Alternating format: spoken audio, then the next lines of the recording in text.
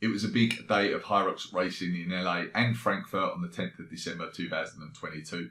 There were a number of top athletes in attendance, not only because they were the last races of the year, but because they were also the last chance to qualify for the elite races at the regional championships. In the home of the Frankfurter, who was hot and went out like a whippet, who was a star in LA, I've got all of that along with some interesting sled talk, some of my thoughts around the Elite 15 qualifying, and much, much more. Okay, so just for clarity for anyone who isn't completely aware, there are elite races at the regional championships. So there's a European Championships towards the end of January, and there's a North American Championships at the start of February. They're going to be held in Maastricht and Chicago, and like I say, there's elite races there. To qualify for those elite races, you have to have one of the 15 fastest pro times of the year in the men's or women's division. The races in LA and Frankfurt were the last chances to qualify for those. The top 5 finishers in the elite races at the regional championships will win some prize money, and the top 3 finishers will automatically qualify for the elite races at the World Championships in Manchester. And finally, it doesn't matter where you raced or where you come from. If you're in that top 15, you're eligible to run at both the regional championships. So if you qualified in Europe and you're from Europe, you're still eligible to race at the North American Championships. Je m'appelle Claude. Je découpe plow. So let's start by looking at the men's pro division in Frankfurt, where the top 4 finishers all ultimately qualified for those elite races. It was won by Tiago Louse in a time of 57.54. That's actually the fastest men's pro time we've seen all year. Second was Florian Gast in a time of 58.40. Third was Jonathan Wynn. I've recently interviewed him on my YouTube channel and podcast, so you can check out that interview. It's really, really interesting. He did a time of 58.48, which is a PB for him. And then in fourth was Elta Hutkes in a time of 59.19. So yeah, the top 4 finishers in the men's pro division in Frankfurt all finished in under 60 minutes. And like I said, all qualified for the Elite 15. I contacted Tiago after the race and he told me this. Hello guys, I'm Tiago Louse. Thanks for the invite. It's a pleasure to be here. I'm going to do the race recap from HYROX Frankfurt. It was a very, very well organized race. It's German thing, so it worked perfectly. The rock zone was very well organized. It was a big rock zone. The best athletes did 4:15, 4:20 plus, so it's a large rock zone, but it was very, very clear and organized, so it was easy for us to get in and get out of the workouts. About the specific workouts, they were like they always are. The sleds are now standardized, the carpets are always the same, at least here in Europe on the events that I've been a part of. So I felt the same as in other events, sometimes because of the lots of crowd, lots of humidity, lots of athletes passing and sweating to the carpet. You can notice that it looks, or it may feel a bit heavier, but this time it was okay. Then the running course was very good, only 9 corners, so 2 laps plus a straight line. It was large, people were respecting the fast lane, so that helped a lot. And then there were a lot of good athletes, because this was the last European event before the qualification to the European Championships. A lot of athletes that already had times under 1:03, 1:02, so it was a very good field, and that can make us push harder. About my own race, I have raced previously 14 days before in Madrid, so I knew exactly and perfectly my shape, my condition, and know exactly where to push. I did some adjustments, nutrition, the rest. I only had 14 days, so it was like 3 or 4 days to recover, 4 or 5 days of hard work, and then 3 or 4 more days to recover. I traveled the day before. It was a very good and smart choice, because as you can see, I'm a bit with a cold now because of the temperature difference between Portugal and Germany. And also in Germany, we are not used to very cold on the outside and very hot inside the buildings, and that makes a huge difference for us. So it was very good to go only on the day before, because only after the race I started to feel a bit ill. So it was a very good race, and I'm looking forward to train and to compete on the European Championships. As always, I think that I did many mistakes and there's a lot of room to improve on. So I hope I get better and faster for the European Championships. See you in Maastricht. Both Tiago and John raced in Madrid a couple of weeks ago, and this time in Frankfurt that they both got was fairly significantly quicker than what they'd got in Madrid. Now that could be for a number of reasons. It could be down to what race they'd prioritised, whether they learnt something about their own performance when racing in Madrid that they've been able to make improvements on since. But it's also worth considering in HYROX, which is in theory standardised as much as possible, could the venue have played a part in their significant improvements in such a short space of time? I think there's a few factors here that I've learned from looking at the floor plan and also speaking to athletes who were at both those events. By all accounts, the running track was quieter in Frankfurt than it had been in Madrid. And the Frankfurt track was only 2.5 laps of running, which really helps as well because you're turning less corners. The burpee broad jump, that was just one straight line of 80 metres, no turning around halfway like you often have to do in many of the HYROXes. So that will have saved a few seconds, certainly. But let's also talk about everyone's favourite subject, the sleds. Now, I don't know how true this is, but I saw some talk before the Frankfurt event had started that they were using the other side of the carpet for this event. There is some talk and some data that I've looked at that shows that as the carpet gets used more in HYROX, the sled times start to slow down a little. Now, who knows why that is completely, but it's safe to say that there is some data that suggests the first time a carpet gets used, the sleds seem to be a little bit quicker, and I'm planning a YouTube video on that shares some of that data some more. But yes, by all accounts, or at least a rumour, is that the carpet had been turned over for this Frankfurt event.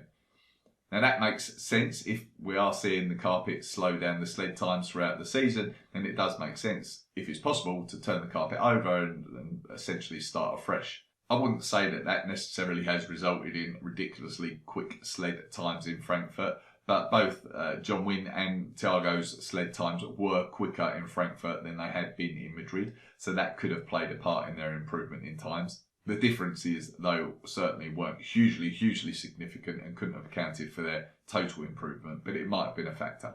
I know there's been a lot of talk on some of my Instagram posts about the inconsistencies between venues and could that have influenced who ultimately qualified for these elite races, and it may have done, but to be honest, I think HYROX have done a really good job of standardising as much as possible, and now it is just part of the sport. There will be some venues that are slightly quicker than others for numerous reasons, but I don't think it's as significant as a lot of people like to think.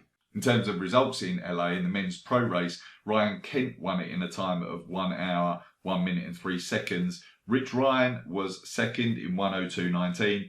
Rylan Shadegg was third in 1:02.33. So they're very good athletes, top athletes really. We'd probably expect them all to go faster potentially eventually, but I don't think HYROX has been a particular focus for them up to this point this season. They've been working towards like the DECA World Championships, for example, which has meant they've all ultimately failed to qualify for the Elite 15. This means that there is just one American man in the top 15 this season, which is Dylan Scott. Now, many might say that the US venues must obviously be slower then, but I don't think that's the case at all. There was talk that American sleds were slower last year, but now the sleds have been standardised across the globe, which is great. Honestly, I do think there are a couple of main things here, which is really lack of racing opportunities for the Americans and lack of prioritisation. In terms of prioritisation, like I said, many of those top guys have been focused on DECA as opposed to HYROX so far this year. If I look at some of the top guys in Europe in HYROX qualifying, then I feel like those guys have been really totally and utterly focused for the most part on qualifying for that elite race in HYROX, probably for the last 6 months in reality, and I don't think that's been the case for many of the Americans. In terms of racing opportunities, I think there's only been 4 races in the US this year, and they are reasonably spread apart. It is much harder for an American to race in HYROX than it is certainly for someone in mainland Europe, so that will also be a significant factor. That's just my opinion, obviously, but there's certainly many Americans that like to comment on my posts or DM me to say that this proves that American venues are much slower than Europe, and honestly, I just don't think that's the case.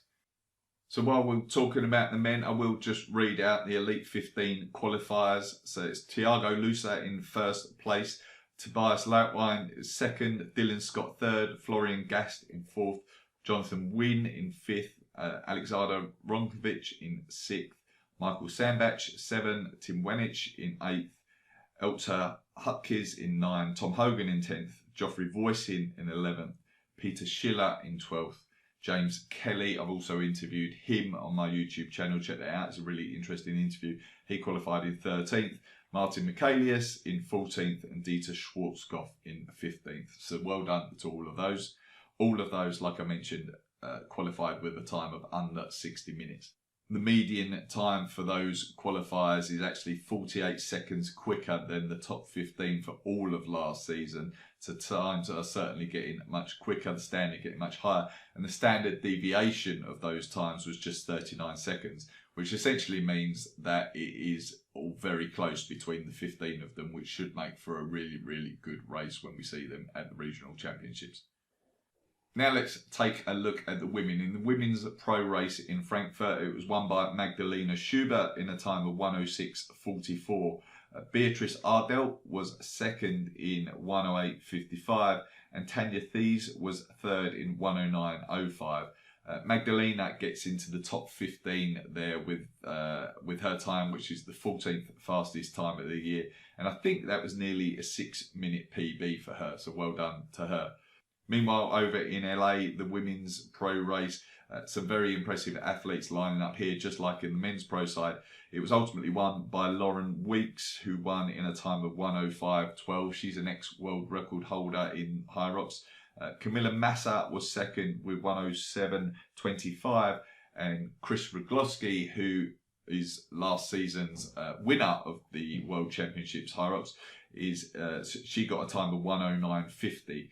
Now that puts Lauren's time puts her 8th in the Elite 15. Camilla's time gets her the 18th fastest time of the year so far, and Chris's time is 29th fastest. I think the reality is there's a good chance we'll see Camilla at the North American Championships, at least if she's available for that, because places roll down if certain athletes don't accept their place, and I would expect that there'll be certain European-based qualifiers who won't travel to Chicago for the race. So there's a good chance that we'll see the place roll down to Camilla. I suspect it won't go down as far as Chris, though, in 29th fastest time. So last season's World Championship winner won't be featuring at the regional championships in all likelihood. Again, I think that, like on the men's side, comes down to prioritisation of HYROX so far this season. It's not been a priority for Chris up to this point. She's done a lot of Spartans, Ultras, Deckers. I suspect we will see her go faster eventually throughout the rest of this season, so I wouldn't write her off for the World Championships just yet. But at the moment, the prioritisation hasn't been there, and that means that she hasn't qualified for those regionals. So the Elite 15 on the women's side looks like this. Michaela Norman is in first with her world record time of just over an hour. Megan Jacobi is second. Linda Meyer third. Miriam von Rohr in fourth. Tara Jackson in fifth. Viola Oberlander in sixth. Ida Mathilde Steensgaard in 7. Lauren Weeks in 8th. Antje Hardis in 9th. Alandra Greenlee in 10th. Felicity Cole in 11th. Jacqueline Lippenmeyer in 12th. Jan Thompson in 13th, Magdalena Schubert in 14th, and Sophia Kaiser in 15th. The standard of the women competing in HYROX this year has dramatically increased versus last season. Those top 15 times, the median of those is already 1 minute and 50 seconds quicker than the Elite 15 from the whole of last season, which is fairly significant. So yes, that's both the Elite 15s finalised. The next race will be in Maastricht at the European Championships. We don't know for definite just yet who is actually going to race and travel there. You know, will we see all of the American qualifiers, for example, travel to Maastricht? We don't know. I believe that they need to confirm whether they will by December the 23rd. If they don't, like I mentioned, it will roll down to the next fastest qualifier. There is prize money on offer. I believe it's $7,000 for the winner, $3,500 for second place, $2,000 for third, $1,500 for fourth, and $1,000 for fifth. Something that I brought up on my Instagram channel recently was questioning whether it makes sense to have essentially, potentially, the same lineup at both the European Championships and then a few weeks later in Chicago.